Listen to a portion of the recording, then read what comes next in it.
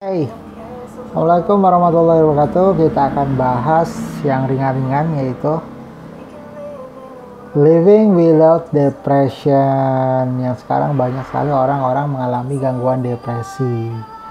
Depresi sebenarnya apa sih? Terus macamnya apa aja sih? Terus gimana ya cara mengatasinya? Oke, sebenarnya depresi itu bisa menyerang siapa saja, mau karakternya itu seorang yang periang atau pemurung, melankolis atau sanguinis atau ya pragmatik, semuanya bisa terserang depresi gitu kan. Orang-orang bisa, cuman bagaimana cara menyikapi sebuah depresi? Misalnya kamu datang ke bos, kamu nggak salah, nggak apa-apa, nggak tahu apa-apa gitu kan, tiba-tiba kamu dimarahin dan dimaki-maki, kamu dipecat. Apa yang terjadi? Stres dan depresi. Oke, stres bisa, depresi berlanjut. Nah, sebenarnya depresi itu apa ya? Ada buku besarnya sekarang seperti di DSM atau enggak di PPDGJ itu kan. Sebenarnya depresi itu ada yang tidak terlihat seperti silent. Nah, depresi yang silent itu kayak depresi mayor itu kan, nggak ada stimulus apa-apa, taunya kita ketakutan dan murung sendiri. Nah, itu yang dinamakan depresi mayor. Depresi bisa menyerang kebanyakan sekarang apa ya? Kalau dulu itu perempuan, sekarang itu lebih banyak laki-laki. Kenapa? Iya kan? Salah satunya mungkin ya karena banyak permasalahan sekarang yang lebih kompleks gitu kan. Depresi, apa sih arti depresi? Depresi itu dari beberapa penderitaan. Kalau kita misalkan tidak bisa beradaptasi dengan orang gitu kan, tidak bisa beradaptasi dengan lingkungan, tidak bisa bersosialisasi, gak menuntut sosialisasi sih, beradaptasi gitu kan. Beda ya beradaptasi, kita akan stres dan depresi. Kalau misalkan berlanjut, stresnya berlanjut dan menjadi depresi. Depresi ada yang depresi tremor, depresi itu bermacam-macam. Banyak teori-teorinya, bisa dari teori behavioristik, teori humanistik, yang kebutuhan needs gitu kan. Ada teori dari psikoanalisa, berasal dari kecemasan, neurotik akhirnya gitu kan. Depresi, bagaimana sih cara mengatasi depresi? Sebenarnya gampang-gampang susah sih. Pertama, bisa menggunakan terapi medik. Terapi medik itu kita menggunakan obat, yaitu untuk menurunkan kortisol, menaikkan serotonin. Nah, serotonin atau hormon kebahagiaan. Sebenarnya bermacam-macam depresi itu bisa terjadi karena seperti gagal ujian, dimaki-maki, dipecat dari pekerjaan gitu kan, situasi yang menghambat, dilema gitu kan, penyakit fisik yang tidak kunjung sembuh bisa menyebabkan ide-ide depresi. Nah, ide-ide depresi itu bisa berujuk pada biasanya suicide gitu kan, suicidal, atau berhubungan dengan bunuh diri. Kalau berapa orang ngomong saya mau bunuh diri, berapa kali bunuh diri, itu patut dicurigai. Udah ngomong bunuh diri, cepat langsung lakukan terapi. Terapinya ya kita langsung melakukan berkonsultasi pada yang lebih profesional kayak psikiater atau psikolog. Sebenarnya diajarin apa sih di psikiater dan psikolog untuk melihat, untuk mencegah depresi ini gitu kan. Sebenarnya diajarin cara menangani apa yang dimaksud dengan hambatan-hambatan psikologis yang nantinya membuat depresi. Kita cari akar masalahnya dulu di mana gitu kan. Akar masalahnya itu apa? Kan.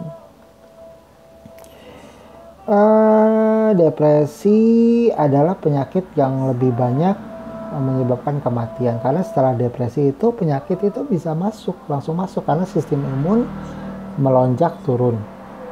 Kalau kortisol naik, kita nggak kuat, sistem imun turun. Nah, apa sih ciri-ciri orang depresi gitu kan? Misalkan, aku malas apa ngapain gitu kan, malas bermain yang tadinya sering bermain, malas belajar atau malas apa-apa, pokoknya kegiatan yang menyenangkan baginya malas, ada gangguan mood gitu kan. Males, terus aku apalagi ya, sering mengajukan agresivitas. Nah, kekerasan, banting pintu atau banting piring, banting apa gitu kan, mecahin, banting HP, banting jam, banting apa, banting kacamata, banting segalanya, banting mobil gitu kan kalau bisa. Jadi depresi itu emang gejalanya itu ada diagnosisnya sih di apa ya, kalau di Indonesia PPDGJ, penggolongan gangguan jiwa, gangguan kejiwaan, yang di kalau di luar negeri itu asosiasi psikiatri itu dengan DSM, diagnostik manual statistik. Oke, depresi bisa apa aja sih? Kalau kita kehilangan orang tua, kehilangan anak-anak, kalau kita ini ya bisa jadi depresi. Sebenarnya depresi bisa jadi teori kejadian awal. Misalkan jenis pola-pola pengasuhan ya, yang bisa bikin depresi. Terus penyiksaan fisik atau penyiksaan verbal itu bisa menjadi depresi. Penyiksaan seksual bisa menjadi depresi. Terus penyakitnya yang jangka panjang dan segalanya. Jadi tujuan psikologis yang emang membuat depresi gitu. Mana sih fisik atau psikologis? Sebenarnya mana yang duluan? Nggak bisa gitu. Sebenarnya kalau kita lihat fisik, hubungan antara fisik dan psikologis, kita bisa ditinjau dari PAAL, gitu kan, sistem PAAL. Biokimia tubuh, faktor bawaan, hormon, herediter gitu kan. Terus itu bisa menyangkut pada fisik. Misalkan aku insomnia, gak bisa tidur, aku jadi bulimia, sering muntah-muntah, bulimia nervosa atau enggak anoreksia, itu menjadi depresi juga. Awalnya mulai dari depresi karena apa ya, karena apa sih, dengan tubuh tidak menerima bentuk tubuh gitu kan, aku jadi melihat tubuh yang idealnya seperti apa, di otak kita ada ideal tubuh seperti apa, berapa kilo, terus tinggi berapa, ya jadi itu depresi gitu kan. Kalau misalnya tidak memenuhi begitu, tidak memenuhi tubuh idealnya, ya terjadilah anoreksia atau bulimia gitu kan. Oh, ternyata depresi itu bisa menyerang ibu hamil, terus orang yang apa ya, bekerja, orang yang ibu hamil, ibu menyusui bisa terkena depresi, atau orang yang putus sekolah, orang putus kerja, di PHK bisa mengalami depresi meskipun pada awal bulannya itu stres, gitu kan. Kalau stres kelamaan yang terjadi ada depresi gitu kan. Depresi terjadi apa sih? Pertama itu bisa terjadi inferior itu kan, jadi apa, harga diri rendah. Terus sebenarnya kalau kita kena penyakit cancer, dan cancer tahu kan, kalau nggak sembuh ya, atau stadium berapa gitu kan, pertama cancer, kita nggak nerima, denial. Lalu apa yang terjadi? Bisa menjadi depresi. Tapi kalau kita nggak menerima, tapi kalau kita punya semangat hidup yang baik, ya kita nggak jadi itu depresinya, stresnya nggak ada gitu kan. Depresi bisa sembuh dengan apa ya? Kalau kita bisa keluar dari penderitaan hidup, artinya memaknai kehidupan, depresi bisa hilang. Oh iya, depresi itu juga bisa dengan melakukan aktivitas terus-menerus gitu kan. Baik itu aktivitas religi, spiritual terus-menerus tanpa ada rasa lelah. Padahal itu tanda-tanda awal yang ini mengalami depresi gitu. Jadi sewajarnya. Nah, gitu. Ukuran normal itu apa sih? Sewajarnya. Kita lakukan apa yang sewajarnya aja gitu. Nah, nggak usah diperumit. Karena apalagi kalau depresi berat gitu kan, depresi berat itu katanya bisa asupan makanan nggak mau, minuman nggak mau, terus apa-apa tidak mau, ya akhirnya tubuh menjadi lemah dan ya bisa mengalami kematian, kekurangan cairan dan mengalami kematian dari akibat depresi. Padahal depresi itu gangguan psikologis gitu kan. Betapa dahsyatnya depresi. Oke. Bagaimana ya cara depresi itu? Depresi bisa sembuh gak sih? Bisa. Asal kita punya belief, kemampuan, kita diajarkan cara mengolah yang namanya hambatan.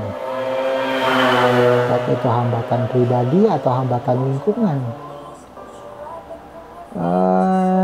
Depresi terjadi itu misalkan kayak mudah tersinggung, misalkan tertawa juga bisa merupakan depresi gitu kan, meskipun misalkan gak ada gak ada apa-apa, tiba-tiba tertawa yang seolah-olah sedang menertawakan dirinya sendiri gitu kan, itu bisa jadi gejala awal depresi gitu. Atau tawa sendiri gitu kan tanpa sebab, ya jiggling, itu bisa jadi depresi. Nah, kalau di ini itu ketahuan kalau misalkan ada gangguan tik gitu kan, gangguan tik misalkan, itu bisa terjadi karena depresi sebenarnya. Nah, itulah macam-macam depresi, ada depresi mayor, depresi minor gitu kan. Depresi itu sebenarnya dari tiga sudut pandang gitu. Ada gangguan mood, depresi karena gangguan mood, depresi campuran, banyak sekali. Nah, untuk mencegah depresi kita harus apa? Harus menjaga pola hidup, menjaga kesehatan badan. Kita tahu tubuh harus perlu beristirahat. Nah, di situ kita atur pola hidupnya gitu kan. Terus manajemen, angry management. Nah, manajemen marah. Terus jangan membawa masalah yang dipendam gitu. Masalah yang dipendam, yang tidak mau diutarakan, itu bisa menjadi depresi, karena masalah yang ditumpuk akan menjadi gunung berapi yang di Hawaii dan langsung mengeluarkan lava panasnya. Jadi jangan sampai kita itu seperti bawa bom gitu kan. Bawa bom yang kapan tahu bisa meletus, bisa meledak gitu kan. Yaitu proses kenapa bisa menjadi depresi. Dan asupan gizi itu perlu. Asupan gizi seimbang, terus selera humor yang baik ya, jangan usah humor slapstick ya. Humor yang bikin kita bersemangat. Banyaklah humor bersemangat. Ternyata humor itu bisa mencegah ketakutan akan kematian. Different scenario of death. Itu bisa dengan selera humor gitu kan. Terus banyak-banyak berdoa juga membuat kita memiliki hope atau harapan. Nah, itu harapan harapan hidup, harapan dari segalanya, memohon keluar dari apa ya, dari cobaan hidup. Nggak ada cobaan sih sebenarnya, dari permasalahan yang ada gitu kan. Terus hipnoterapi, hidroterapi, mandi air panas, mandi sauna gitu kan, itu sebenarnya akan melemaskan otot-otot depresi gitu kan. Kalau yang sebelah ini keras, nah itu kita banyak berpikir dan itu bisa menjadi depresi. Kalau depresi itu ini sakit, terus ke punggung ini sakit, dan itu bisa menjadi gejala fisik depresi yang kita sebut sebagai yang namanya psikosomatik. Jadi psikosomatik itu gejala psikis berlanjut pada fisik dan itu akan menjadi depresi. Oke, segini dulu.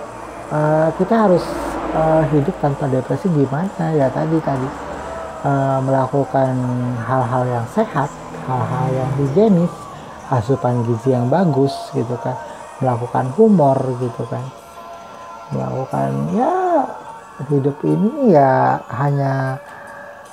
hanya dilakukan dengan apa ya, dengan tanpa beban gitu kan.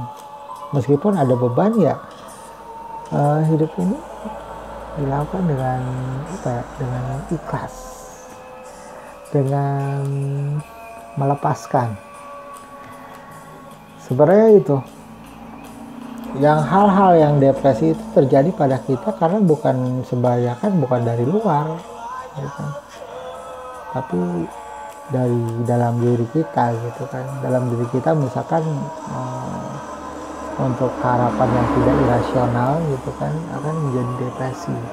Tapi kalau harapannya rasional gitu kan, pendekatan yang rasional gitu kan, itu yang membuat kita menjadi nggak depresi, bisa memecahkan masalah gitu kan, memecahkan masalah dengan baik. Atau kalau misalkan terakhir, kalau emang depresi itu sangat-sangat mengganggu kehidupan kita gitu kan, kita bisa konsultan ke psikiater atau enggak ke psikolog gitu. Karena tugas psikiater dan psikolog itu merawat kita dari gangguan merawat kita dari menghindari juga menyembuhkan dari gangguan depresi. Dan depresi bisa bertahun-tahun kalau tidak dapat bantuan profesional gitu kan. Dan kerahasiaan klien itu untuk psikolog dan psikiater itu terjamin, confidential gitu kan. Oke, segini dulu tentang depresi gitu kan. Oke, sampai bertemu kembali. Mudah-mudahan kita bisa bersuah. Oke, selamat malam dan salam sehat jiwa.